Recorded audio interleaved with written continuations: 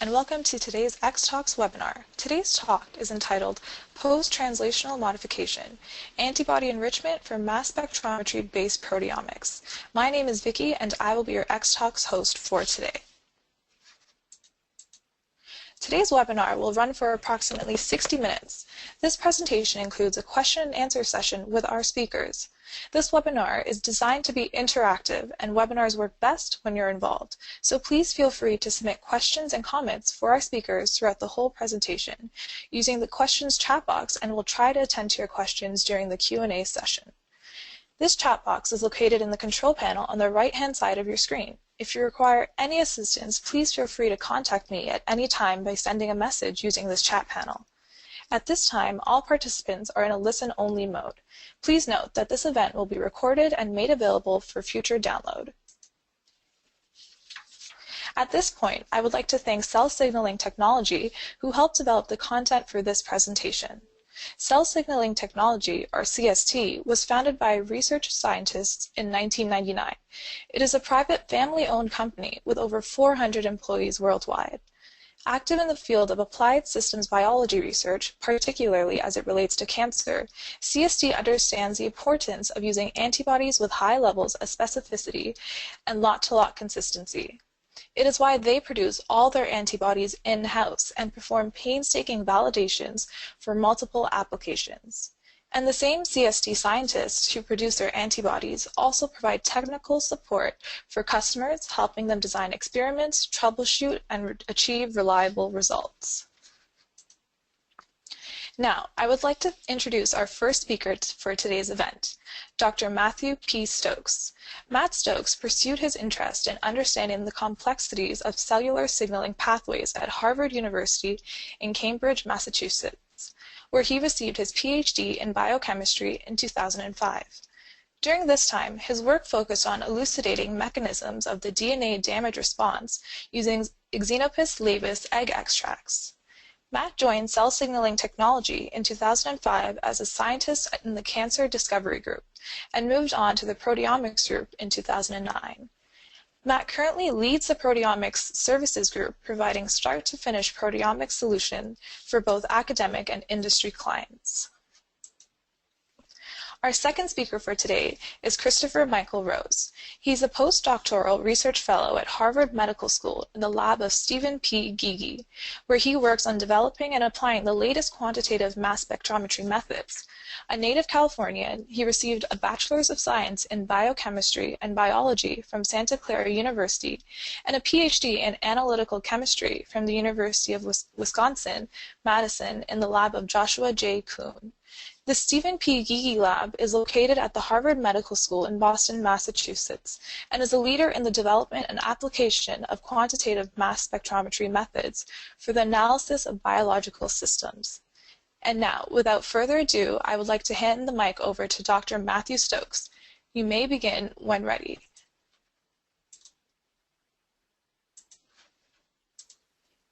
All right, thank you, Vicki. And I wanted to start by thanking everybody for attending today. We're excited about the opportunity to tell you about our proteomic capabilities here at Cell Signaling Technology. And the talk today really will focus on what we call PTMScan proteomics. So first of all, what is PTMScan? So PTMScan combines antibody-based enrichment with liquid chromatography tandem mass spectrometry for both identification and quantification of post-translationally modified peptides. It's a method that was developed here at Cell Signaling Technology, and we've been providing both products and services for PTMScan proteomics for over 10 years now.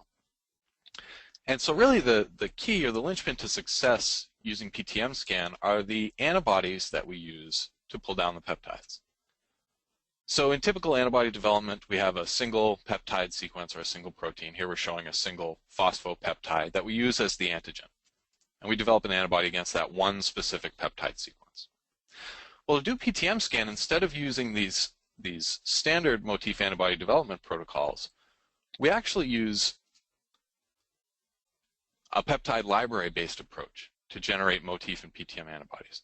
So here, instead of using a single peptide as the antigen to inject into rabbits, we're using these degenerate peptide libraries where we fix certain positions. So in this case, we're showing a library that has phosphoserine, and an arginine residue at -3 relative to that phosphoserine. So those two residues will be fixed in every peptide in that library, and then we'll vary all the amino acids around that. What we get when we do this are antibodies that are really exquisitely specific for that targeted motif, but then broadly reactive against a lot of different primary amino acid sequences. So likewise, we can make the same type of antibodies against a single PTM, as we're showing here against acetylated lysine. So we use these motif and PTM antibodies in the PTMScan method. We can start with cell lines, tissues, xenografts, primary cells, microbial samples, etc.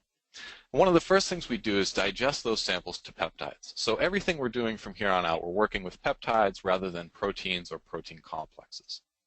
We then take those peptides, do the enrichment with the motif or PTM antibody, take the eluted peptides and run in LCM-SMS. Generate our peptide identifications, and then do relative quantitation and data analysis. And PTMScan is amenable to a lot of different quantitative methods. When we do it as a service in-house, we're using label-free quantitation, where we're looking at integrated peak areas of the intact tryptic peptides across various samples. But it's also amenable to isobaric tagging methods like iTrack or TMT, SILAC, reductive dimethylation. Many different methods are compatible with PTMScan. So looking at phosphorylation, we have a number of different motif antibodies available. At the top of the list, we have a general phosphotyrosine antibody. Then you see we have this long list of serine-threonine-directed motif antibodies. And what we've tried to do in constructing this list is to basically pick off branches of the kinome tree shown here on the right. Now you might ask, well, so you have a general phosphotyrosine antibody, why not just make a general phosphoserine and a general phosphothreonine? There are a couple of reasons for that. The first is that it's difficult to make a truly context-independent phosphoserine or phosphothreonine antibody. The other is that there are so many phosphoserine and threonine sites in the proteome, even in a single cell line or tissue, that it's difficult to identify them all in a single mass spec run. And so by making these kind of sub-motif antibodies, we're able to actually dig down deeper into lower and lower abundance proteins or stoichiometrically lower sites of phosphorylation. Now, many of you are probably familiar with metal affinity-based enrichment strategies for looking at phosphopeptides and phosphoproteins, so-called IMAC. We actually offer IMAC as a service as well. One of the things that we found that's interesting is we can make combinations of these motif antibodies. So we can target, for example, shown in green, putative substrates of basophilic kinases, or in yellow, proline-directed kinases, or we can make a mix of all the motif antibodies that we have available. And when we compare these mixes to a metal affinity enrichment, an IMAC enrichment, what we actually see is that the overlap is really pretty low. And what this says is that the two methods, an antibody-based enrichment and a metal affinity enrichment, are actually complementary. And in order to get the most complete view of the phosphoproteome possible, you'd actually want to do both methods simultaneously. So we also have a number of PTM antibodies now going beyond phosphorylation. For example, we have an antibody that targets sites of ubiquitination, and we'll hear more about this in the second talk today. We have an antibody for acetylation of lysine, antibodies for methylation of lysine, monomethylation, dimethylation, and trimethylation of lysine. A number of antibodies for methylation of arginine, monomethyl arginine, and then asymmetric and symmetric dimethyl arginine. A reagent that detects sites of succinylation on lysine. And then an antibody for a consensus caspase cleavage motif, that DEXD motif, so looking at activation of the apoptotic program. One of the nice things that we have on the website is we kind of keep track of peer-reviewed publications using PTMScan. These are both papers that were published from cell signaling technology, but then also from other labs that are using PTMScan around the world. And as you can imagine, PTMScan is pretty broadly applicable across a lot of different experimental systems. Typically what we see when we're doing this as a start-to-finish service is there are a lot of projects that use it in the drug discovery pipeline. So doing things like biomarker discovery, target validation, mechanism of action, downstream targets, toxicology, etc. But we also see a number of studies that employ what I call more kind of basic research, where clients are looking at disease mechanisms, molecular pathways, overexpression or knockdown of particular genes and proteins, disease markers, etc. This is one particular example of how PTMScan can be used. So this is from a paper that was published in Cancer Research a couple of years ago, and it's using phosphotyrosine-based PTMScan to look at a receptor tyrosine kinase, ALK, in ovarian cancer. So we profiled a number of ovarian cancer tissue samples with our phosphotyrosine antibody in the PTMScan method and identified a subset of those tumors that had phosphorylation of ALK. And when we looked at those samples a bit closer, we noted that there was actually a novel gene fusion of ALK with FN1. And importantly, when we treated some of these FN-ALK containing tumors with the ALK inhibitor crizotinib, we saw a decrease in growth. That's shown in the blue line on the left side of the slide.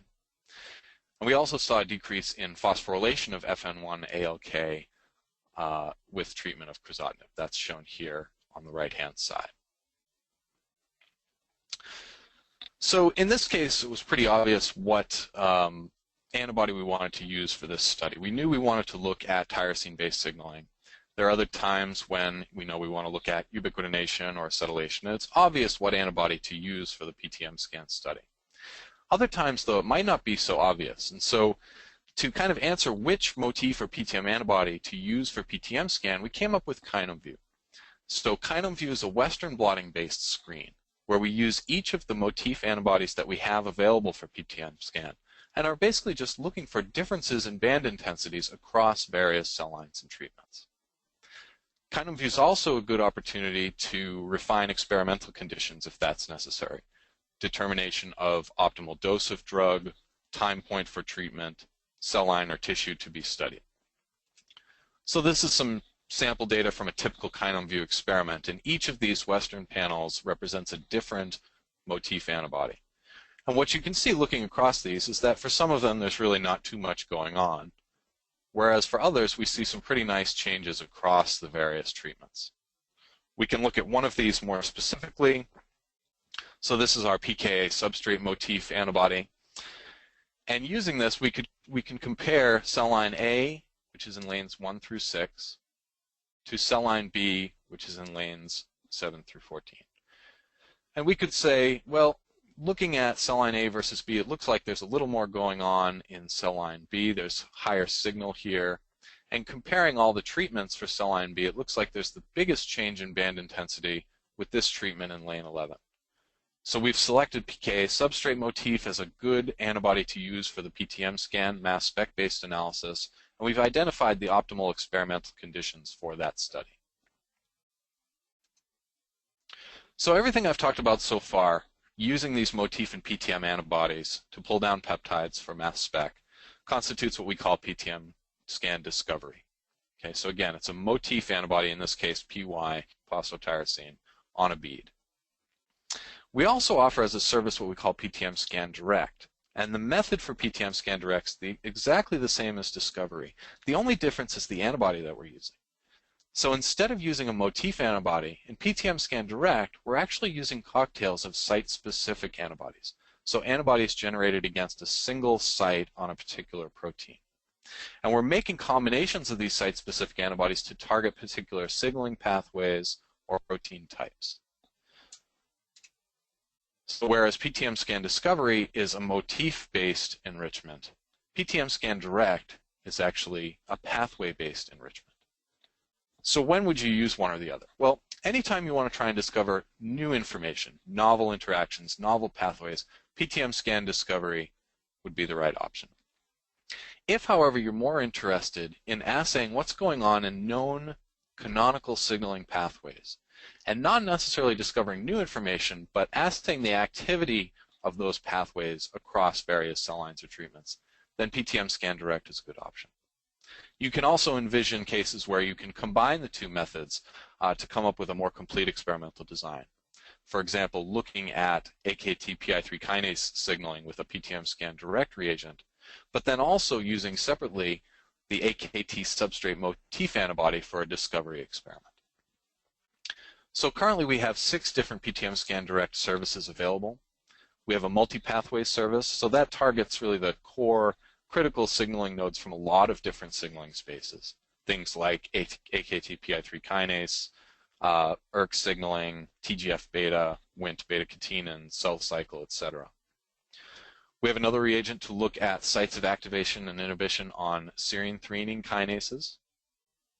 We have one for tyrosine kinases. A reagent that takes a deep dive into the AKT-PI3 kinase pathway, one for DNA damage cell cycle signaling, and one for apoptosis autophagy.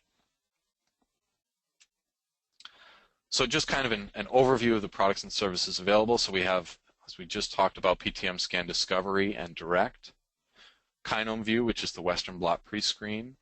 We do offer metal affinity enrichment as a complement to our antibody enrichment for phospholipeptides. And then total proteome profiling, which isn't something I touched on today, but it's just looking at unmodified peptides to be able to assay relative protein levels across various cell lines or treatments. And one of the nice things is that in addition to offering these as start-to-finish services, we offer a lot of them also as reagents for purchase, so you can do the work in your own lab. We have PTMScan kits available, PTM and motif antibodies, and a number of supporting reagents. And so for more information on this, the website is a great place to go, cellsignal.com/proteomics. There's a ton of information on here. We have some of the peer-reviewed publications, as I showed in a previous slide. We have sample data for all of our PTMScan Discovery and Direct reagents, protocols, case studies, etc. You can also feel free to email us at ptmscan@cellsignal.com, and we're always happy to answer any questions you may have. So that concludes my talk, and at this point I'm going to pass things over to Christopher Rose, who's going to tell you a little bit more of a practical application of PTMScan in his lab. Okay, thank you, Matt. And today I will be talking about the application of the PTMScan technology, specifically the ubiquitin remnant antibody that Matt talked about briefly.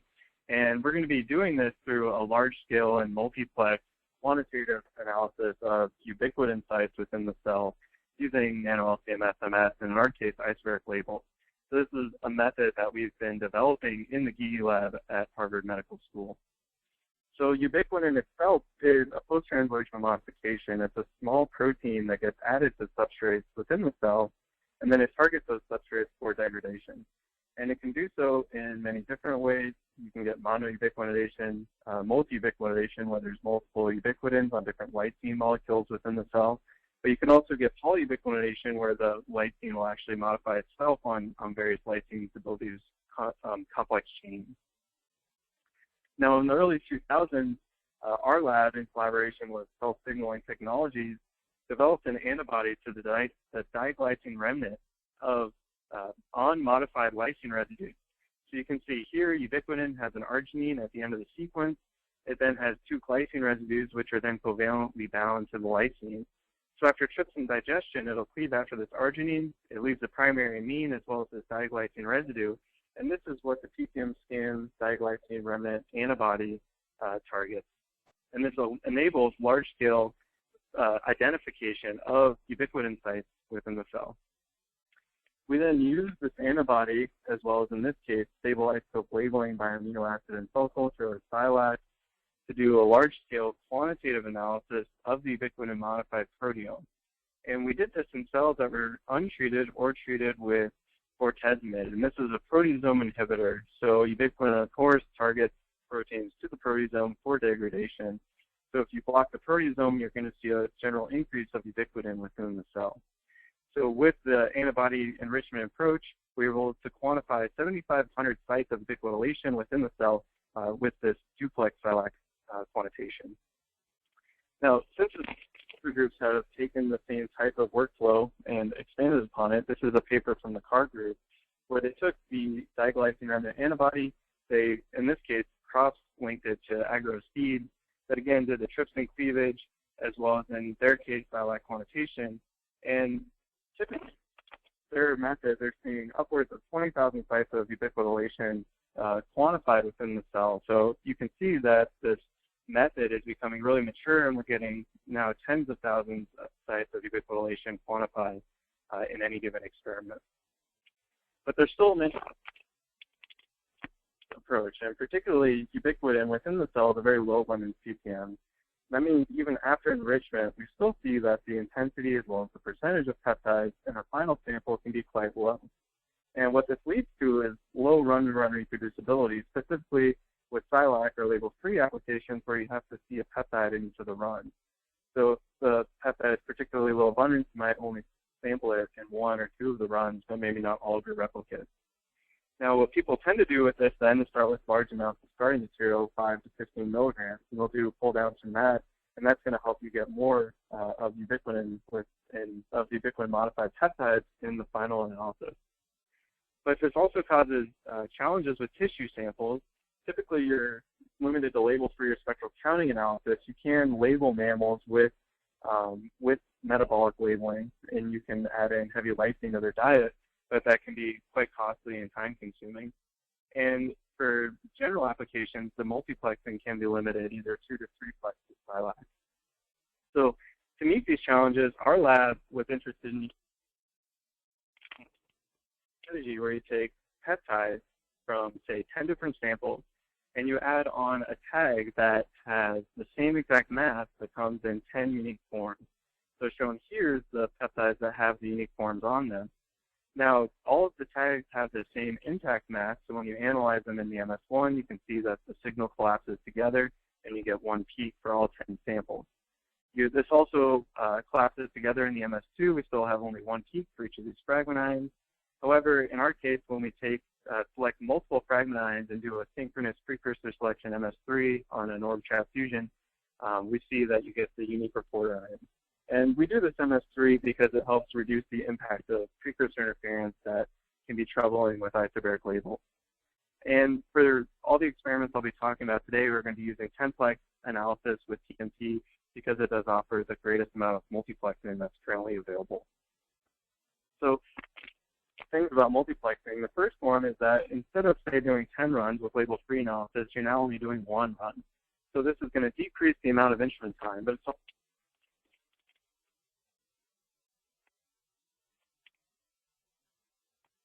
one. So if you started with the same amount of material, you would see somewhere close to a 10 times increase in the single peptide signal in the MS1 when you use these isobaric labels. So that right away will help us with our low abundance samples. We're also going to be doing all the analysis in one run. So instead of doing, say, 10, we're doing 1. So that means that a single peptide identification now allows for quantitation in, say, 10 different samples. And we're going to be reducing the run-to-run reproducibility by basically just getting rid of doing multiple runs. And this, in the end, is going to provide us more statistical power. So if we want to do identification we have an N of 5. So if we want to do something like a t-test, we're going to have more statistical power.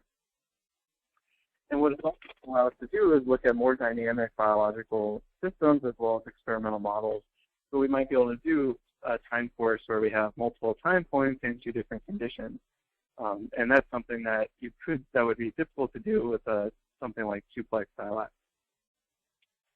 So then when we summarize out, what we see is that with isobaric labeling, we can meet these challenges. We combine the samples that's going to help us increase the MS1 signal. We're going to analyze all of them and quantify them together. So that's going to reduce the run-to-run reproducibility. We're going to have 10 samples going to 1. So if we're happy with how much signal we're getting, we can also decrease the amount we start with by, say, 10. And we're going to still hopefully get about the same number identified but now quantified across all 10 channels. And then we're going to be able to label after that key, and I'll talk a little bit more about this. So what it does is it facilitates the analysis of tissue samples in a very easy fashion. And then lastly, we're going to have 10-plex now with the TMT labels. So a little bit more about how we're going to do the TMT labeling with these peptides. So again, after trypsin cleavage, what you see is that we get the diglycine remnant left on modified lysine. And this is where the antibody will bind and where we do our peptide, or we do the pull down. Now, however, when we label TMT, what you'll notice is that we not only get the TMT on the N-terminus and those glycine residues as we have before, but you're also going to get one on the diglycine residue because this last glycine has a primary amine on it. Now, what we see is that with our TMT labeling conditions, we have a very high percentage of the N-terminus and the lysine labels, so that's very good. And I want to talk a little bit about of labeling with this extra tag. So what you see here on the left is an unlabeled sample. And if you look at this unlabeled sample, what you would see is about 76% of the modified peptides, any lysine with a diglycine residue on it, are going to be at a +3 charge state or higher. And there's a little bit of separation then between non-modified and modified peptides. Well, when we label it with TMT, we're now going to be adding 2 to 3 TMT molecules based on whether it's a lysine-ending peptide or an arginine-ending peptide. So what we see then is because we're adding the extra TMT molecules, now 92% exist in a +3 charge state or higher. So that's going to allow us then, when we're choosing these peptides on the instrument to exclude +2s, we're going to get rid of about 40% of these unmodified peptides and only lose about 8% of the ones we might care about.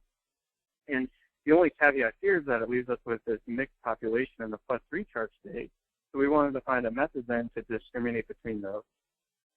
So to do that, we were going to use a diagnostic ion, and this is an ion that's produced upon HV or CID fragmentation.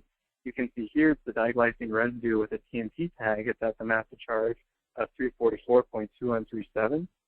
And if we thought if we could look at the MS2s, figure out whether or not this ion is present, we can then trigger the MS3 scan. And we wanted to do this because it's going to save time. We won't perform MS3s on peptides that don't have ubiquitin remnant on them. So we wanted to find out the best way to produce this ion. We took both unmodified and modified peptides. We activated them 4 different ways with HV or CID, analyzed them in either the orbit trap or the ion trap.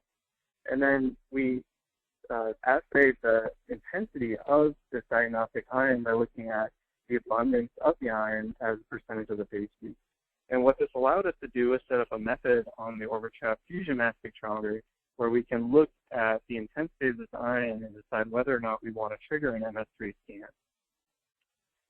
And what we see really was really nice. So what you see here on the left is that when we do H2D and analyzing the orbit trap, what we have on the bottom is a percentage of the base peak. On the left side is just the numbers. And you can see we keep about 95% of modified peptides if we set a cutoff of the percentage of the base peak of 10. And in this case, we're going to be getting rid of about 70% of the unmodified peptides. We're doing a very good job in this +3 charge state of discriminating between the two.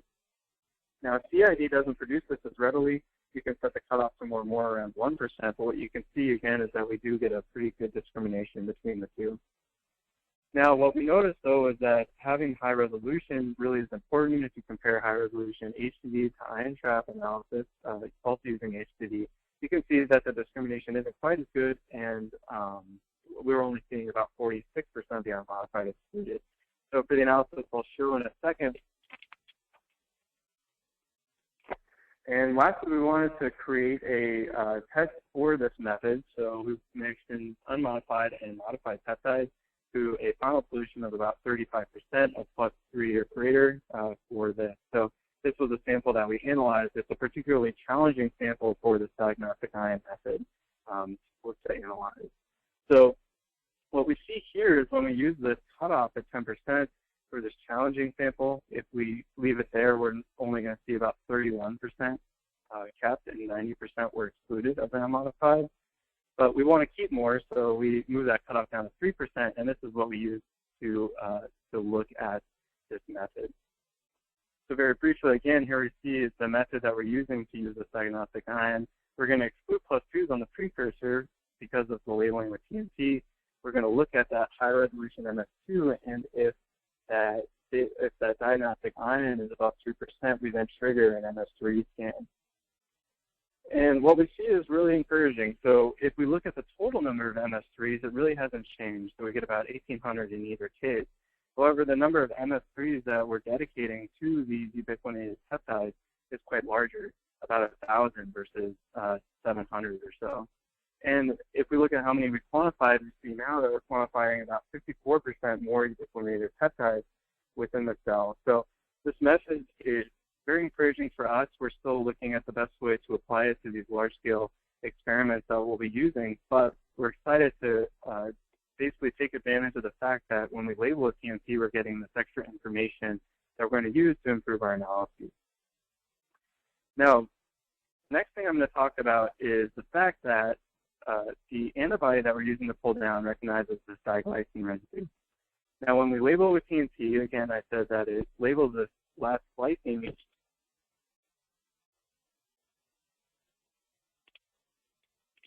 means that TMP labeling must be performed after the IP. So to test reproducibility of the IP, we took cells treated with either DMSO or bortezomib. And bortezomib, again, is a proteasome inhibitor, so we're going to block the proteasome, and it's going to cause an overall increase of ubiquitin within the cell. So we're going to have lots of ubiquitinated lysine residues that we're going to be able to find. So this is the workflow we used to analyze the reproducibility of the pull down. So we took both of our samples, the control as well as the treated, and we digest them with lysine trypsin. Again, trypsin because we cleave after that arginine and create that diglycine residue. We then split those into 5 different technical replicates.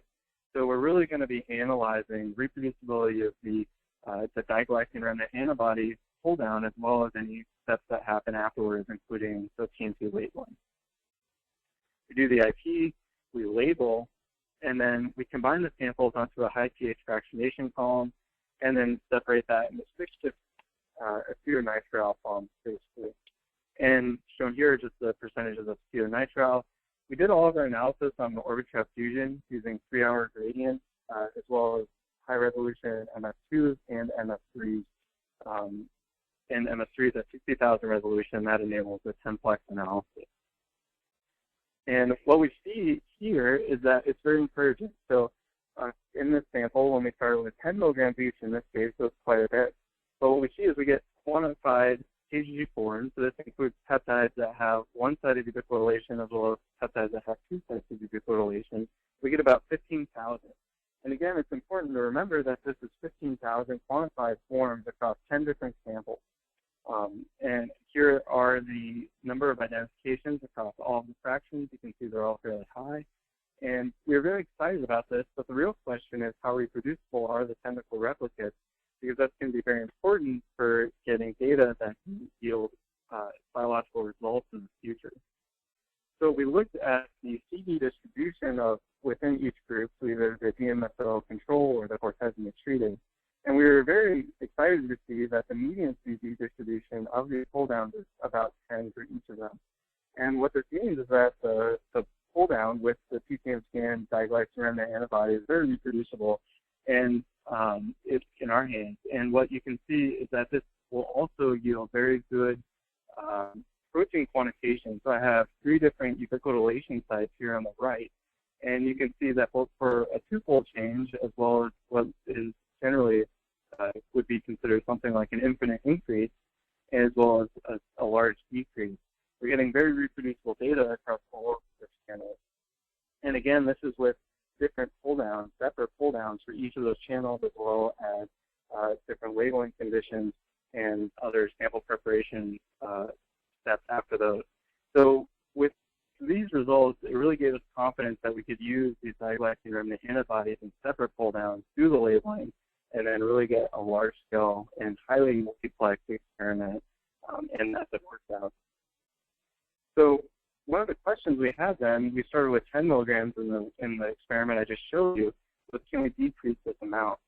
So instead of starting with 100 milligrams total, we wanted to back that down to say 10 milligrams total.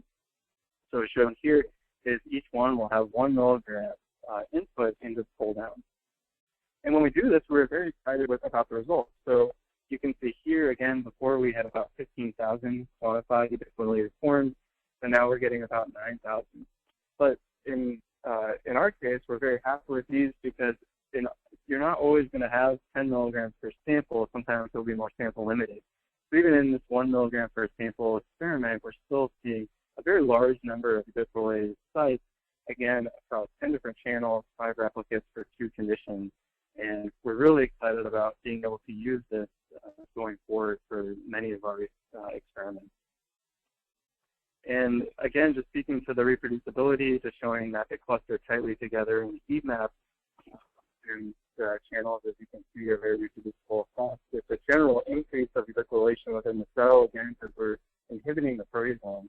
But because we have the replicates, in our case, 5 replicates of 2 conditions, they are technical replicates, so almost all of our quantification or the number of ubiquitination sites we're getting back are significant. So you can see that there's a general increase of ubiquitination within the cell as well. So we wanted to put these results in context of other large ubiquitination studies that have been done in the past. And here in the top right are the 2 experiments I talked about today, the 10 milligram per sample as well as the 1 milligram per sample. But we also have a study that we published in 2011. This was the paper I talked about briefly before. This was an 8-hour quartet-daily treatment against proteasome inhibition. It started with 100 milligrams of total input. It had 4 replicates in 2-plex dialect experiments, as well as it took 48 hours to analyze the data, or to analyze them on the instrument. And there's another experiment here. This is from the CAR group from Adesh et al. On MCP in 2013. And this is really the largest quantitative ubiquitination study that's been done to date. And you can see here they got over 25,000 ubiquitination sites quantified in one of their experiments and over 15,000 in all of them. And they started with about 45 milligrams total input. They had 3 replicates, but this was a 3-plex experiment conditions. And it took them 60 hours of analysis to do to analyze on the mass spectrometer because they had more fractions. So if we look at the comparison off that, and say we focus on our 1 milligram per sample channel or experiment, you can see again we started with 10 milligrams of total input. Our previous paper we started with 100 milligrams of total input, and the MCP paper started with 45. So we're getting almost 9,000 quantified sites, starting with 4 to 10 times less material in this case. But what's all important is that we're also getting more replicates. So in our case, we have 4 to 5 replicates. In the previous paper we published, we had 4, and Adesh et al. Had 3. And what we're really excited about is the fact that have almost 9,000 quantified sites across 5 replicates. Whereas before, if you look at the overlap between all 4 of our experiments, we only saw about 1,700 across all 4. And again, this gets to the run-to-run reproducibility issues that you face when you're doing your analysis in multiple runs. And it's the same type of story with Adesh et al. However, the overlap was much greater. They got about 8,200 quantified in all their experiments. So they had 8,200 cases where they had all 3 replicates. But again, for ours, what you see is that we're doing, again, all of our analysis in 18 hours, so less than 1 day of analysis. And before we did 48 hours in our previous molecular cell paper, and Adesh et al. Do about 60 because, again, they have more fractions. So we're really excited by the fact that we can get a large number of ubiquitination sites, even with starting with 1 milligram per sample, we get about 9,000. We have 5 replicates. We're starting with less material, and we're doing all this with less commitment to the instrument time. So we're really excited to then to move forward with these types of analysis. So lastly, I want to touch on some results that we've gotten using this with mouse tissue. So all the data I showed previously was with technical replicates. So the real question is, how does this work with biological replicates? So that's a much more challenging situation. So to do this, we looked at 7 different tissues in a 10-plex experiment. We had biological replicates for the liver, the kidney, and the spleen, as well as single replicates for the brain, heart, lung, and pancreas. And starting with 7.5 milligrams per sample, what we see is that we get nearly 10,000 forms of ubiquitin quantified, 9,684. And this came from about 3,600 proteins. And interestingly, about 14% of the proteins have 5 or more ubiquitination sites, and about 15% of the proteins that we identified are multi-ubiquitinated. And when we looked at a heat map, in this case, of how these both cluster and how this data compares, what we see is that the replicates cluster very closely together, and these are the relative abundances of the TMP channel on scale to 100. So the darkest red points here would be tissue-specific ubiquitination events. And you can see that there are many areas on this plot where they are very dark red. And if we look at this And now if we look at this data a different way through a PCA plot, again, we can just see that the replicates cluster very closely together to both the liver, spleen, and kidney. So we're very happy then that even with the biological reproducibility, the biological variation, we're seeing that the PTMScan glycine remnant antibody is really reproducible enough for us to get these very tight quantitative clusters from our data. Now we can look at a few individual proteins here, and this is ubiquitin itself. So ubiquitin has 7 ubiquitination sites. As I showed before, it can build these different chains within the cell, and many of these chains have various functions. So if we look at ubiquitin, we started the 27, lysine 27 here, because it appeared to have a decreased expression in the heart. So shown on the top right is the ubiquitin quantification. You can see here that it's lower in the heart. Now, one of the caveats for this is that you could just be looking at differences in protein expression. So in parallel with these experiments, we also did large-scale proteome quantification and quantified more than 9,000 proteins. And what we saw is that with ubiquitin itself in the heart, the levels are very similar to all the other tissues. So if you normalize those levels of the ubiquitination of lysine 27 to the protein, what you see is that you get a general decrease in the heart. So we're not quite sure what this means, but we're interested in following up on that finding. Now you can also find many interesting cases. In this case, this is SIRP1. It's a regulator of mRNA stability. And this appears to have general increases of ubiquitination in the spleen. So if you look at this center channel here, you can see that it's much brighter in these 2 spleen replicates.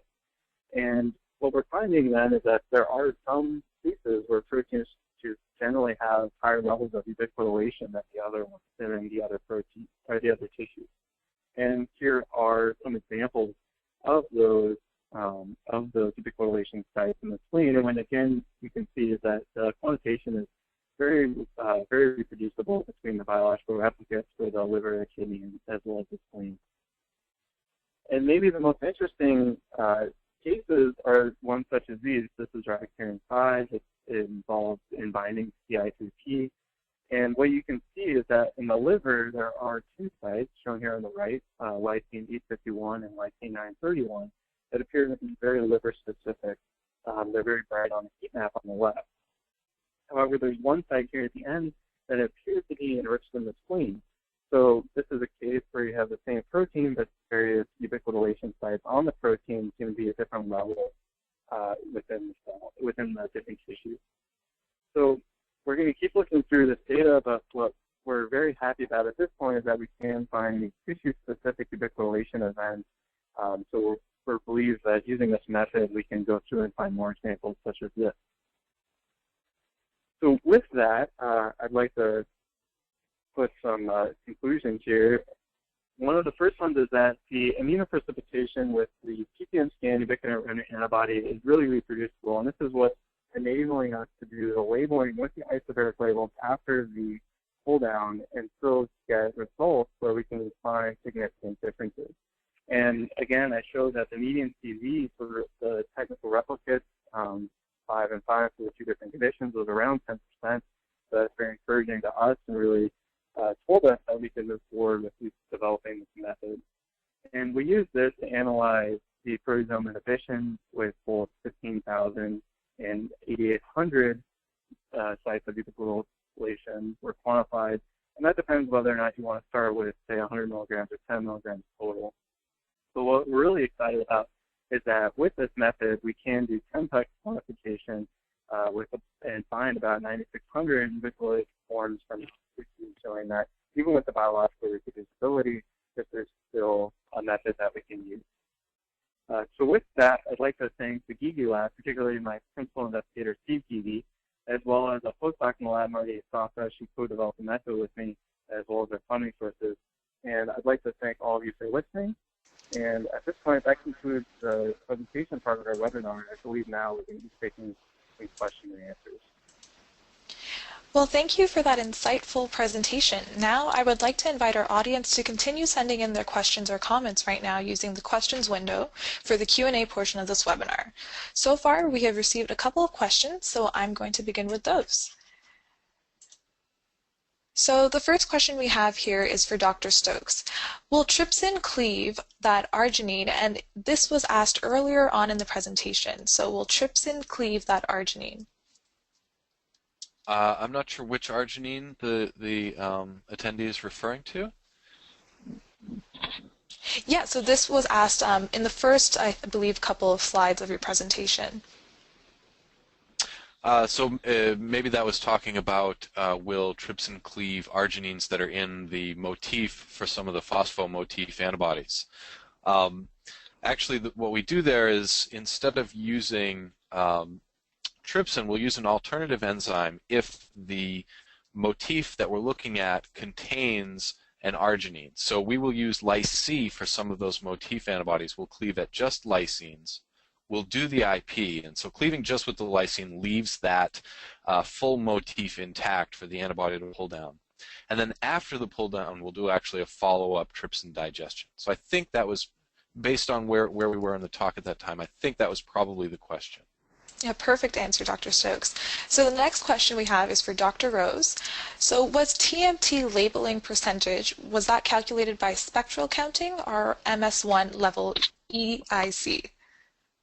So the way we calculate the labeling percentage of TMT is by doing a database search where the labeling of TMT is considered variable. So you do a variable modification of both the N-terminus and lysine residues. And then we look at what types of peptides we identify. So you can, in general, most of the peptides will have a modification of both the N-terminus and the lysine. However, every once in a while you might identify a peptide that doesn't have either the N-terminus or lysine labeled. So we then just take the percentage of those peptides that we identify that don't have a TMT tag, basically where it's supposed to be. And that's how we calculate the labeling percentage for the TMT. So it's not anything to do with the MS1 level, but it's more basically a presence or absence of that peptide in the sample. Perfect. So the next question we have is for Dr. Stokes. So how reproducible is the method? Sure. So we got some nice data from Christopher's talk about the reproducibility of the method because they were doing the antibody IP in front of the TMT labeling. So he was able to show about a 10% median CV between replicates. That's typical for the data that we see as well. So whenever we run samples, we run analytical replicates. We take the same sample and inject it twice on the instrument. When we do that, we see a median percent CV of about 7 to 10%. And then we've also generated quite a bit of data using biological replicates, similar to what Christopher showed towards the end of the talk with the different tissues. And there we usually see a median CV of about 15 to 20%. That data was also presented in an MCP publication from 2014 where we introduced the methylation analysis. Perfect. So the next question we have here is for Christopher. So for TMT analysis, QE exitive is okay, or only Fusion has this capability? So for TMT, you can do analysis of TMT on a Q exactive or any other instrument that might not have MS3 capability. However, you're going to suffer from the effects of precursor interference, obviously. So we like doing the MS3 method because it helps us get more accurate quantitation. You'll get the ratios as they really appear in the cell. It's important for proteins that are changing in a very large fashion, unlimited type changes. However, it is possible to do analysis with TMT on a Q exactive. You just have to realize that there are many ratios you might be measuring that will be severely compressed. There are different methods that you might be able to look into on, say, Q exactive. Our lab has presented them. There's one, it's called TMTC. So upon fragmentation, the TMT reporter ion will cleave at a separate site. And what this does is create a set of peaks in the high mass reagent called the TMT complement. That's what we call it. And you can use those for quantitation as well, and that's interference-free. So our lab is continuing development on that. So that would look at interference-free quantification of these TMT-labeled peptides on an instrument that couldn't do MS3 type analysis. So I believe if it's all you have access to, you could use it. However, we prefer to use the MS3 method because it does yield more accurate data. Perfect. And we have another question for you, Christopher. So, do you have any data on the reproducibility of TMT versus SILAC labeling? Since the IPs have to be done independently, what could lead to large variability? So we don't have any direct data on the difference of TMT versus SILAC labeling. So I believe this is probably asking the variation of the pull down. So we showed in the talk that if you do the IP separately, again, you get that median CV of about 10%. Now, if you were doing SILAC, you would be able to combine them together and do the IP together. And in that case, you wouldn't have this added variability. So you might get a little bit more data that might be more together. But the issue with that is that with SILAC, you can still only do 2 channels at once. So instead of having the variability of the pull down, which is very low, only around 10%, what you're going to be running into then is the variability of sampling those in different runs. So if you have a 2-plex SILAC and you wanted to do a 10-plex experiment, you'd have to do 5 runs. And seeing the number of ubiquitination sites that we're able to quantify in 1 run, seeing that number across 10 runs or across 5 runs reproducibly would be very difficult. So we don't have any direct comparison of that done in our lab recently, but yeah, I believe that the method is very reproducible in that regard. And then I believe it asks what could lead to large variability. I think when you're doing the experiment, you really have to make sure that you're starting with the same amount of peptides in each channel. That could lead to reproducibility issues. So you have to either have a very good DCA or do either a protein DCA, or even after digestion, you can have your peptide DCAs. That's very important. And then it's also important when you're doing the pull down to ensure things like you have the same amount of the aggregate feeds in each of the samples, or you're doing the steps exactly the same. But I think if you practice the method, you can reduce the variability quite a bit. But you have to be very careful with how much protein you put in, and then as well as when you're doing the experiment itself. Okay, perfect. So now for Dr. Stokes, we have a question here. How can you validate substrates identified, say for MOA study for phosphotyrosine and KSUC inhibitors? Sure. So typically what we see is a good first step validation is if there is a site-specific antibody available for the peptide, the protein and site that you've identified as changing across your samples or across your treatments. That's a great initial follow-up. If not, you can also do things like an IP Western. So IP with the total protein antibody and then blot with the phosphotyrosine antibody, for example, and then you can do the reciprocal. IP with the phosphotyrosine, blot with the total protein. Again, you're looking for changes minus plus your treatment or across your different cell lines. And then there comes, more involved follow-up, things like site-directed mutagenesis studies, knockdown or overexpression studies. But this PTMScan data will provide a framework to help you decide what the best candidates are for those more involved studies. Perfect. So now we have another question for Christopher. So do you need to change any sample preparation steps before the enrichment to enable this technique? No, you really don't. So for the ubiquitin remnant pull down, the only thing you really need to do is make sure you are digesting with trypsin. However, other than that, you really don't have to. You don't have to worry about different reducing conditions. We've actually taken samples that we've enriched with other methods before and then re-enriched them with this antibody technique. So there's nothing that really needs to be changed within your protocols to do the diglycine remnant. Thank you for that answer. So, Dr. Stokes, since the antibody enrichment is based on the known motifs or peptide pattern, would it bring to the bias of large-scale PTM study? Could we discover novel motifs for PTMs, or can we assume that all PTMs are motif-dependent? Well, basically, any kinase is going to have some type of additional requirements for its consensus phosphorylation motif. So there are motifs for everything because the kinases will have preferences for what they will phosphorylate.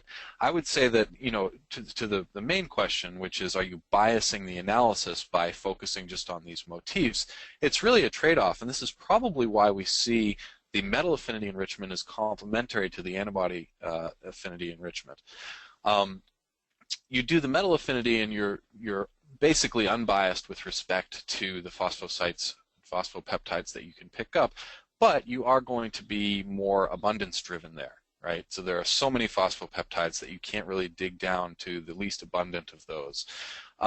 So the good complement to that is the antibody-based enrichment, where now in these more specific areas you can dig down deeper into the lower abundance proteins and phosphosites.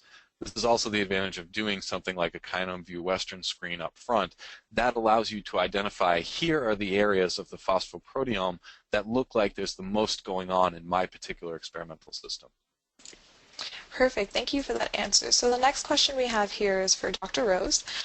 What is the smallest amount of material I need to use this technique? So I showed in the talk that we start with as low as 1 milligram per channel. Now that was a proteasome inhibited sample, so there was quite a bit of ubiquitin in that. I think in general with this type of analysis, you'd like to start with as much as you can, and in our lab we typically do. If you could start with something like 2 to 5 milligrams, you'd be pretty happy, maybe even more up to 10 if you had it. But I think with the multiplexing capabilities where they are now with 10-plex, you might be able to start with a smaller amount and say as low as 1 milligram, or even if you had to go a little bit lower than that, you could. But what's exciting is that in the future, say, if we start increasing the multiplexing capabilities of these types of reagents, you can basically start decreasing the amount you start with as the number of channels increases. So if you're able to go to 14 or 16, you might be able to then increase or decrease the amount, maybe even lower than a milligram, that you would need to start with while still getting the same type of results across more channels with that. Thank you. So thank you very much for those answers. We have reached the end of the question and answer portion of this webinar. So if you have any further questions, please direct them to the email addresses showing up on your screen. So we have one here for cell signaling technology, that's PTMScan@cellsignal.com. And then we have one here for Christopher Michael Rose, and that's Christopher_Rose@hms.harvard.edu. So thank you everyone for participating in today's conference. You will be receiving a follow-up email with access to the recorded archive of this event. A survey window will be popping up on your screen shortly. Your participation is appreciated as it will help us to improve our webinars. Now please join us in thanking both our speakers, Dr. Matthew Stokes and Dr. Christopher Rose. We hope you found this conference informative. Please have a great day, everyone.